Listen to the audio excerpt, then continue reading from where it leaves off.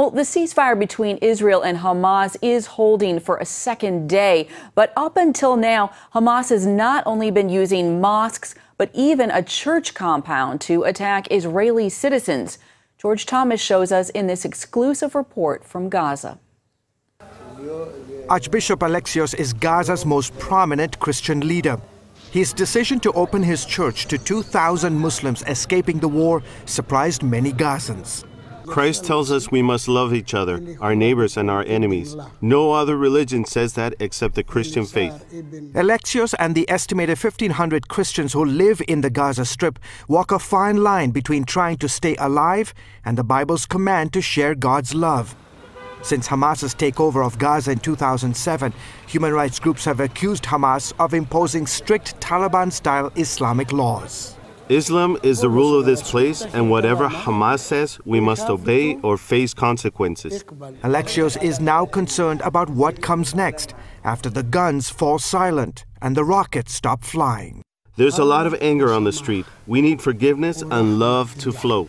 He took CBN News to the roof terrace outside his office.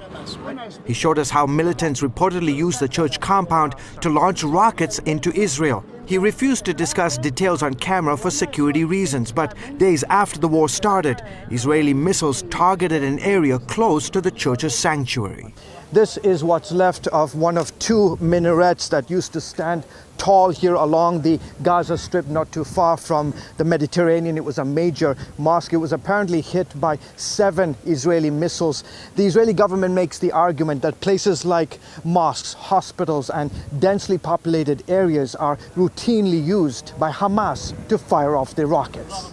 Just around the corner from the church, Mohammed sits in complete shock. I picked up the phone and the Israeli army said, I have 5 minutes to get out of my house. They were going to destroy it. This is what's left of Mohammed's 3-story apartment complex. He, his 5 brothers and their families lived in the building.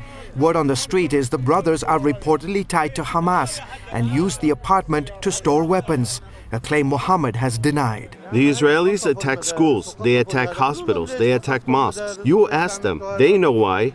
I don't know why. This week, Israel's military released a map of Gaza showing dozens of positions from which Hamas fired rockets. Dramatic footage from drones flying above the strip also show Hamas firing from populated areas.